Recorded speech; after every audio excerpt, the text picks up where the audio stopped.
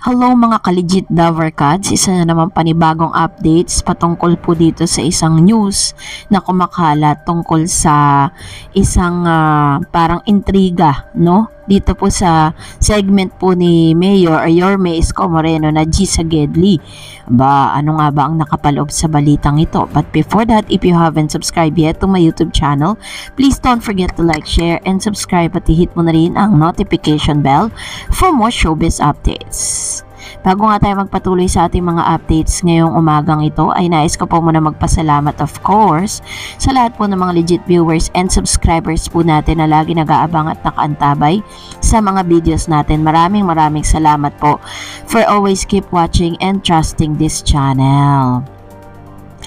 And now let's talk about our topic for today's video, dahil nga syempre po isa sa mga kumakalat na balita ngayon patungkol dito sa intriga, no, na bumabalot sa G. Sagedli, dahil nagte-trending po yung mga videos patungkol dito sa scripted, no, kumakalat mga video thank you spill ng mga winners sa EB scripted po lahat ng mga nagaganap, pero ito po ay taliwas doon po sa statement nitong si Mayor Yorme Isko Moreno, kasi may interview po siyang sinabi doon na lahat daw po na nangyayari sa G. Sagedli is pure, parang hindi po daw scripted, no? Pero base po doon sa mga lumabas na mga videos at nagte-trending ngayon sa Twitter, kitang-kita na talagang may binabasa or scripted nga.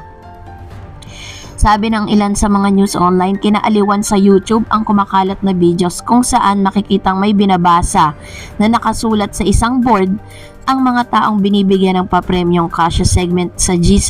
Sagedli na GMA7 noon time show na Itbulaga. Ito yung segment na namimigay ng cash prize sa mga taong nahihintuan ng kanilang van, Isko Moreno at Buboy Villar na nakakostume na parang Prince Eddie.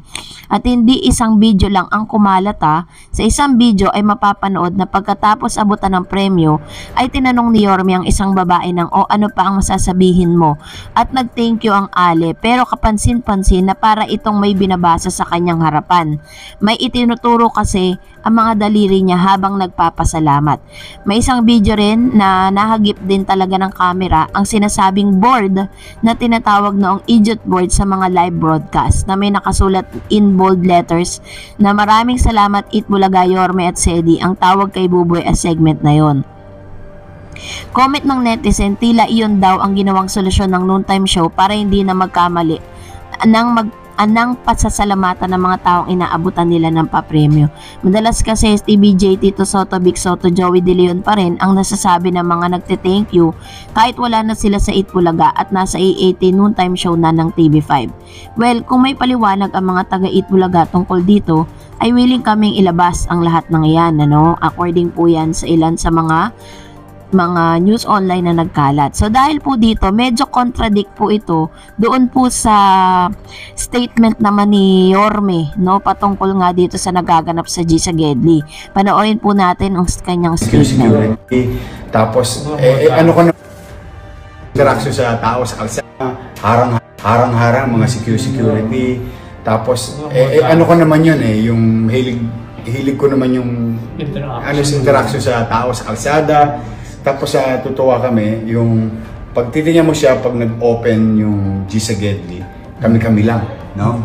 Tapos habang nangyari Sagedli, naglalabas yung tao. So, it only proves na nanonood talaga sila ng Itbulaga sa mga bahay-bahay.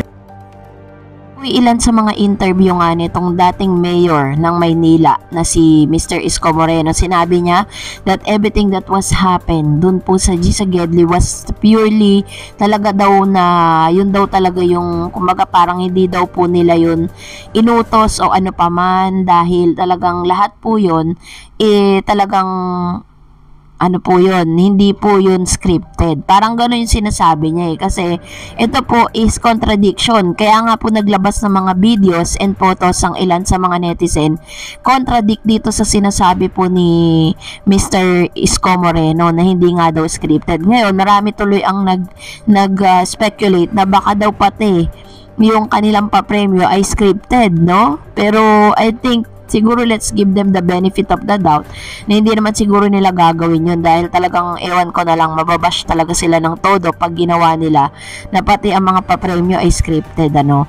So ito kasi yung pinapalabas ni Yorme o Yorme sa kanyang interview na lahat daw po na nangyayari sa G sa Gedli is talagang hindi po yun sinasadya. Pero, yun nga po, meron po mga script na lumalabas according po dun sa news online na yun na ginawa daw ito di umano ng generic Bulaga para daw hindi na magkamali. No, iyon yung kanilang solusyon dahil kadalasan nga naman kasi kapag po lumalabas sila sa publiko at namimigay ng papremyo at sinabing Eat Bulaga, ang lagi pong tumatatak at naaalala ng maraming tao ay ang TBJ, which is ano naman, undeniably, hindi natin may kakaila na talaga namang ang TBJ is ang Eat Bulaga, no? So hindi po mawawala yan sa sirkulasyon po at sa mindset ng maraming mga netizen, lalo na kapag ang nakausap nila ay legit Dabar Cats. So, ganun po yung solusyon na ginawa nila. Pero, yun nga, sabi nga ng ilan, na scripted nga raw po lahat ng mga nangyayari dito. Na, syempre, hindi naman natin pwedeng itanggi at pwedeng, kumaga parang magkakaroon tuloy ng comparison eh.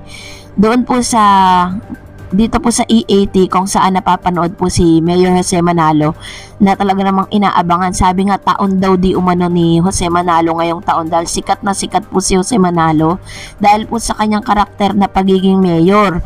Ngayon, eto naman pong G sa Gedli ni Yorme, sinasabi na sila din daw sikat. No, sinasabi nila na parang sila din daw pinagkakaguluhan. Ayaw nila magpakabog kay Mayor Jose Manalo. Pero in reality, talaga namang ang popularity ni Mr. o ni Mayor Jose Manalo ay hindi po hihigit dun sa kung ano man yung meron ngayon. Kasi umaga pa, sabi nga mas humigit pa, hinahigitan pa ni Mayor Jose Manalo yung totoong naging mayor. No, nakakahiyaman sa part nila, no. So, dahil dyan, sige mag-react na lang tayo sa ilan sa mga komento ninyo patungkol sa last update natin. Unahin natin si Ma'am si Abilina Soriano. Sabi niya, kaya sila ganun mga host ng tape tambaloslos kasi wala silang reaction na kanila talagang ginawa. Kaya ganun sila katanga. Kita nyo si Isko, gumawa lang ng word si Joey about Getly o ano, di ba nag-react si Isko kasi alam niya kanya yung word na yun. So, ayun, ganun yung pag ginamit mo, pinapakialaman mo, tatak niya, ganun. Kaya nasasaktan si Master Joey. Ayun. Naman po ang ilan sa mga komento ni Ma'am Shi Abilina Soriano. Thank you, Ma'am Shi. And of course, sabi naman ni Mr. Ernesto Ramirez, di ka panipaniwala, parang election lang yan, dagdag bawas. Sino niloko nyo? Uy, kasi kahit wala yung rating, okay lang yan. Alam naman kung sinong bida at tunay na makatao. True. Sabi ko nga po sa ating pong latest vlog, diba? Na makuha man nila ang lahat, pati po yung word na Dabar Cats, lahat po yun, inaangkin nila, pati team song, lahat. Pero ang isang bagay lang na hindi nila makukuha ay yung suporta po ng taong bayan. Sabi naman po ni user, ito, they don't have names. Dito sa amin, pag time ng EAT, putol-putol at nagpipris, nakakainis panoorin bago TV namin, hindi sira, ano na. So, yun talaga ang problema, ang signal talaga, no? Hindi ko alam bakit po ganun yung ano natin, signal. Sabi ni Noel Arciga, dapat ayusin ng TV5 ang kanilang signal. Hindi lahat kayang bumili ng TV box para gumanda lang receive ng kanilang TV. Maraming nasa laylay lang sumusuporta sa TVJ at hindi nga kayang bumili ng digital box. Kaya kailangan ay ayusin ang signal ng TV. True naman, 'di ba? Sana maging priority po ni MVP yan. Sabi ni Mendoza Joby, galing hirap din signal sa amin dito sa Nueva Ecija. Kaya nga sa YouTube ako nanonood. Salamat MVP. Ayun. Kaya nga po mas marami talaga ang ang tumututok po sa social media kasi nga parang yun po yung number 1 problem po nila ngayon. Sabi ni KHS 1221. Ganon din nangyari dito dati ng unang naging number 1 fake EB, bagyo or malakas din ang ulan. Tuwang-tuwa siguro ang halosos tuwing bumabagyo. True naman tayo dyan, ano? Kasi kapag bumabagyo po, bigla na lang tumataas yung rating po nila eh. Sabi ni Herjem Herman, sa totoo lang, may nanonood naman sa bagong Eat Bulaga. Lahat nagbabago, move on na. At napansin ko, mas maging masaya ang bagong Itbulaga kaysa dati na mga lolo pa ang host. Mas naging lively, good vibes, masaya ang bagong Itbulaga. Kung yan ang resulta ng monitor ng rating, hindi nadadaya yan. Ibig sabihin lang yan, noon na manonood ng bagong Itbulaga, ano masasabi mo sa panggagaya ni Jose kay Yorme Isko? Ay nako, ayoko na lang magsalita dito sa isa sa mga viewers po natin, ano. Yung tinatawag lang naman niyang lolo, pinanood niya for the longest time. At alam ko na isa ka rin sa mga nag-assume na sana isa ka rin sa winner, no, na mabigyan nila ng tulong noon. Sabi naman ni Miss Alba Bauti, mga legit lover cards sa mga nanonood tulad ko, and we want the show to be more effective.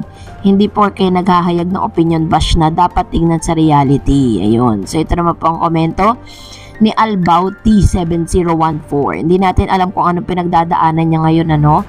At sana lang po talagang maayos na, no, kung ano man yung gusot at kung ano man yung problema na kinaharap po ngayon ng lahat ng mga netizen. So that's it for today. For more videos and updates, please don't forget to like, share, and subscribe. And please follow me on my Facebook page, Dar Eds TV. God bless everyone.